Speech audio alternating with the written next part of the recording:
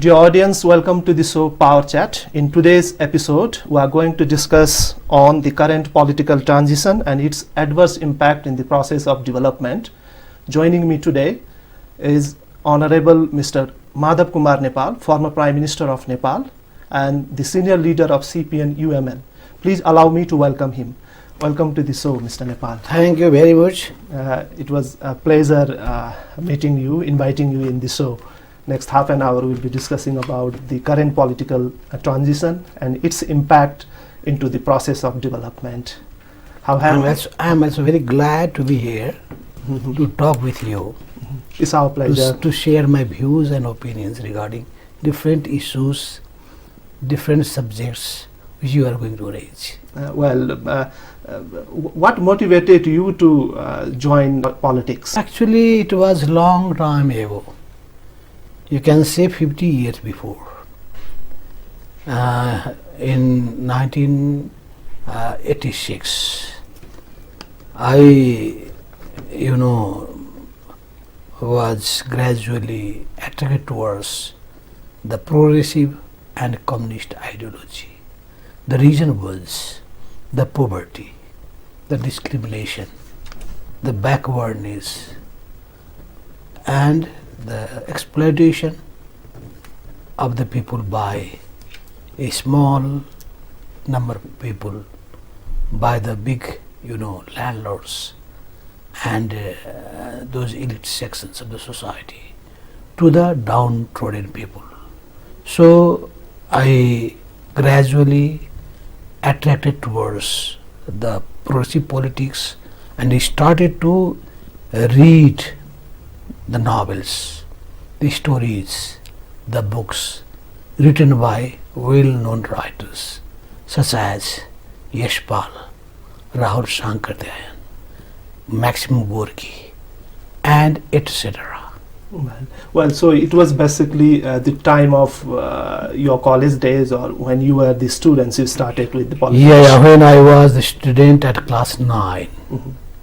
During that time, I was attracted towards politics, and when I joined my college, then I really associated myself with a communist group. That was the Communist Party of Nepal, Puspalal. So I became the member of that party in 1966. Well, Mr. Nepal, you've explained us about the history, how you joined politics, and you raised very crucial issues, that of the poverty, backwardness, exclusion, exploitation. How do you observe or analyze the current political situation going back to 5 decades that you started your political career, so as to eradicate the exclusion or discrimination in our society? How do you evaluate our political or social changes during these 5 decades? If you compare the situation of Nepal with other countries in South Asia, you may be satisfied. But when you see still the pitiful situation of the people, you will not be satisfied, because there are many things that needs to be done. We still have to see the exploitation, discrimination to the women, exploitation and discrimination to the Dalits, and having a dehumanizing behavior towards those downtrodden people who are economically weak and those who are marginalized. So there is the need to do a lot of such things. We need a big social reform here, and we need to empower them. We need to make them economically strong and prosperous, because without economic background, without becoming prosperous, it is not possible just by giving the political right to them or social right to them. So that's the thing is, they must have good education, they must have good job, they must have enough property, and then they will get all those respect that is needed to be in the society. Well, I will come back to you on these issues, especially that of the development process. I would like to ask you about the current political transition. You played important role in the peace process. How do you analyze the current political situation? Are there visible changes that you were explaining about the poverty and discrimination, these things, or we are at the same place? And what is the impact of this political transition to the process of development? You have raised the issue regarding the political issues. I have raised the issue not only political but social issues as well. If you will raise the question about the political issues, you have seen a lot of changes there. We have abolished autocratic monarchy. We have abolished autocratic panchayat system, partyless panchayat system in 1990.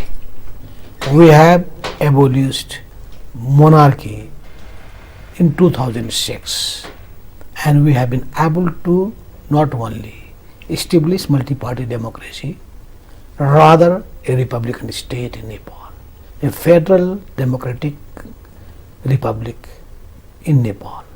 That's why it is a sea change in the political field, in the political arena, and it was been achieved due to the mass participation of the people, due to the awakening of the people, because of the people's support and involvement in political process. So the political parties and the leaders played an important role, and in this regard the role of the Communist Party was actually very strong, and they have taken the lead in all these processes. Yes, there was the support of the Nepali Congress, and they joined hands with the Communist parties as well. Later on, the Maoists who were in armed struggle, they came to the peaceful process. They again joined hands with these two political forces. So the role of these three political parties and the leaders of these parties played the crucial role in whole of the political process. Well, Mr. Nepal, you raised again important issues that Nepalese society is, aware about their political rights, and there are a lot of political changes. And politics is key to development as well. If there is political stability, development takes place. How do you analyze the recent situation? Are the changes that were made over the decades through different political movements up to the expectation of the public, especially in the process of engaging them or mainstreaming them in the development process? If you will ask the question to me, what is my reaction to that? Not the reaction of the people at large. Myself is not satisfied from all the developments, because I want to see faster development, whether it is in political field or in economic field, in the social field. And the process is very, very, very slow. So we need to take bold steps in every sector of the society. Though we have achieved sea change, but the speed is very slow. Look, the constitution that has been promulgated, it took long time, almost 6, 7 years, 8 years. Actually, that 7 years was not needed. My own experience shows, if it is been properly been done, it could have been done in short period of time. In 1990, what happened? We have prepared, drafted and promulgated the Constitution of Nepal in 1990 within In a short period compared to 3 months CAs. and promulgated within 5 months. Not short period, much short period. But here it took almost 8 years and more than that. That's why it was a very painful period we have spent during this time. This is the Constitution, but about the social change also, about the economic development as well. about the governing system also. So in all the sectors, the process, the speed is too slow. That is bringing a frustration to the people. So I am not satisfied from the speed of the pace of development here. So do the people. They are also not satisfied. And who is basically responsible for this all frustration We from all. the public side? We all. What can be done? Man, you see the present electoral system, the proportional representation system, it will not give any political party the chance to have the majority in the parliament. If one party is not responsible to rule the nation, to run the nation, then who should be the responsible? That's why the people should look to one party and they should raise the questions about their capability. And if they are a failure, change them, throw them out, bring and give chance to another one. But now there will be excuses there because I have no more majority. What to do? There is no political stability. What to do? I was thinking to do this and that thing, but I was not being done. That was the answer from every people there, every party there. That's why the system itself has become more defective. And as per our party, we raised all the time that we need to have another electoral system that the people directly elected by the people, the majority of them should choose the Prime Minister, and another will directly elected executive Prime Minister to be there. So this was not been heard. This was not been given well consideration. So I am not going to blame any particular political party, but it is obvious. It is obvious who was all the time raising the issue and creating the problem. And you know, the arithmetic works. The number of the people. It is called power sharing. Yeah, or in other words, you can say the balance of power in the parliament. We did not have the majority. We didn't have the 2/3 majority, and the largest number of seat was occupied by another party. We were there. We raised the issue, but the proper power balance was not in our favor. That's why we have to compromise, and because the compromise, we have to have give and take on the issues there. Don't you think that this is a problem of political parties rather than that of the electoral system? There is often criticism for political parties that they don't have good programs or activities that could motivate public towards them so to have stability. As per you can see what we have done. It was in 1994-95. There was the government of the UML, and I was the Deputy Prime Minister, Foreign Minister and Defence Minister. And we, small number of the ministers there, only 15 people in total, have ruled the nation for 9 months.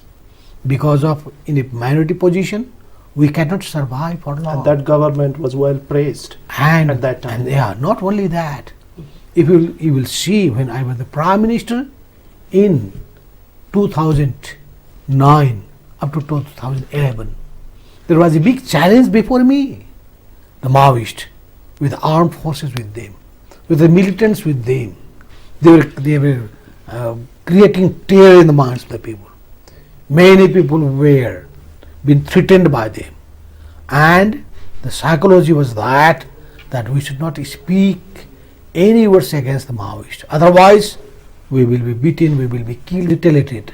That was the situation at that time. That's why I faced the challenge. And you see that whole of the Maoist militants and the armed groups came under the government. It means the Nepali army. And the foreign forces were supporting the Maoist in this process. Actually, it was their fault. That's why those foreign institution were asked to go. And then we became able to have a you can see the smooth political process in the country. Well, Mr. Nepal, often all governments during last 2 decades, whoever led the governments, were criticized for not having a firm stand on their foreign policy. and especially with the neighboring countries. And there is also public criticism over government's stand on that. How do you analyze the stand of the governments in relation to the foreign policy, especially neighboring countries? There were a lot of challenges or problems we have noticed in Nepal due to improper stand of the governments towards the nations, towards the neighboring countries in the south and north. How do you analyze? What is your stand on this, or your party's stand on I see a general problem that there is the pessimistic and negative tendencies in the society. They see all as the same. That is not the thing. All leaders are not of the same likings or same type. There are the good people as well as bad. There are the corrupt people as well as non-corrupt. There are the people who want to perform. There are the people who are non-performing. There are the people who are more radical. There are the people who want to status quo. There are the people with a strong nationalist and patriotic feeling, and there are the people who want to surrender before the foreign forces. So you have to analyze properly regarding the issue, the national issues, the issues on foreign policy. Our party, the CPN UAML, stood firm and have taken a balanced foreign policy. We neither tilted towards India nor tilted towards China, nor against India nor against China. We did not wanted to side with anyone. We wanted to maintain good relations with both of our neighbors. So I will not say equidistance, rather equi-proximity. So that sort of proximity we wanted to maintain. But we keep in our mind all the time that the sovereignty of the nation must be preserved. Territorial integrity of the nation must be protected. National pride should not be compromised. Interference in internal affairs of nations should not be accepted. So we wanted to raise all those issues. That is the need of the hour. That is the voice of the people. That is the sentiments of the people. That is the real concern of the people. That's why we, our party CPN UAML, Communist Party of Nepal UAML, and as the leader of the party, as the responsible member of the cabinet at that time, I raised the first of all with the Indian Prime Minister about the review and updating of the 1950 treaty. Though initially there was a negative answer from the Indian Prime Minister Narasimha Raoji, but later on in my talk he became positive and he told it could be done. We should have a new relation between Nepal and India.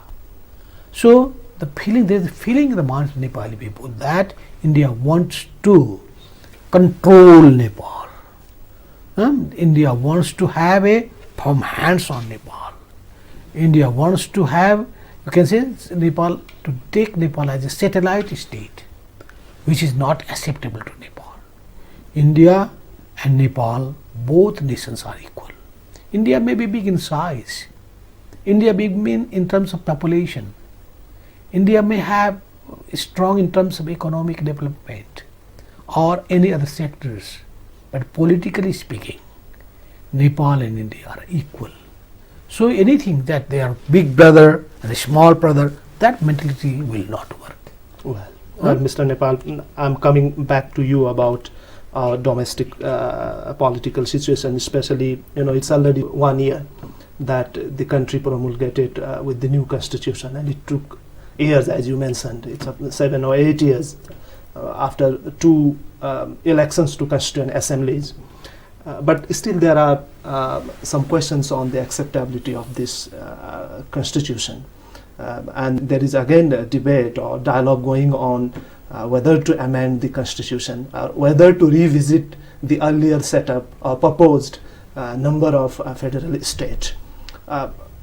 What is the problem, and how can this be addressed? If there is really a problem, do you see necessity or is it desirable to amend the constitution so as to address the issues coming around? It is not true and it's not proper to say that this constitution is not acceptable to the people. We have already seen in the parliamentary voting that 90% of the total members of the Constituent Assembly who have been elected by the people has voted in favor of the constitution, whereas 10% around just abstained from the voting. So the acceptability means not 100%, that is not possible. Even in Nepal, you see there are the parties who are still against federalism. Then how can you convince them to accept the federalism? They may have different opinions. There are the people who are against the Republican setup. They are for monarchy, backing of monarchy. Then how can you convince them? And until and unless they will convinced this constitution is not acceptable to all, can you see that? No. There can be the people, there may be the people who may have different opinions, but the acceptability is high. If you compare this with USA, how much of the people in parliament accepted the constitution? If you will compare this with the people in the Indian parliament who accepted the constitution, the ratio is much more than two-thirds majority, more than 75%, more than 80%, more than 85%, up to 90%. So if 90% is not counted, will not be given much credit, then how much? So 100% is not possible. So a small number of people may have the reservation. It will be there all the time. In every issues, there will be the small number of people who could not agree. And that doesn't mean that you go for acceptance by the small number of people and having the opposition from the large section of the population and the people. So look, what is the situation regarding the people at large? The Madheshi people are not against it. The Janjati people are not against it. Yes, some political parties and some party organizations may be against that one, may have the reservations about that one, but they themselves also were involved in the whole process. The whole process, even they have chaired, they became the chair of different committees, subcommittees. So no one can just be back from the responsibility. So do you mean that there is no need of amendment in the constitution at the moment? If you will go for finding out the faults there may be many such things. I can raise the issue of having more power to the district. And what will you see? More power to the district. The district have been made weak, just a coordinating body. No, it should have the judicial power, it should have legislative power, and at the same time executive power. Then I may raise the issue that the proportional in the lower house parliament is not good. So there is a need to amend this one. So there may be many such issues I may raise, others may raise. If some parties who claim to be the leader of the Madheshi or Janjati people, okay, come on the table, discuss and see what will be the impact of any change, any amendment in the constitution. Well, Mr. Nepal, we are coming to the end of the show. I have one question to ask you. You served as the Prime Minister of this country for 21 months and also served as the Minister in different portfolios. What is your impression about the work of the civil servants and bureaucrats? Often they are also criticized to, derailing the process of development. What is your impression working? The problem is there. Problem starts from the political leaders. Problem starts from the political parties, and then it goes to the bureaucrats. And bureaucrats, the bureaucracy is very weak, not competent enough. And there is need to have an overhauling of the bureaucracy. Without having overhauling, you cannot make the pace of development in Nepal much more faster. And there is all the time bureaucratic hurdles. We have realized we have felt this during the work, during our tenure as well. So I will say there is a need to have a overhauling of the bureaucracy. But one thing is there, if a commanding leadership is there, they can push them to move forward. And they must have not only the authority, legal authority as well, not only the personal authority, initiative to either punish, or if someone does the work positively, reward them. So reward and punishment system is not working.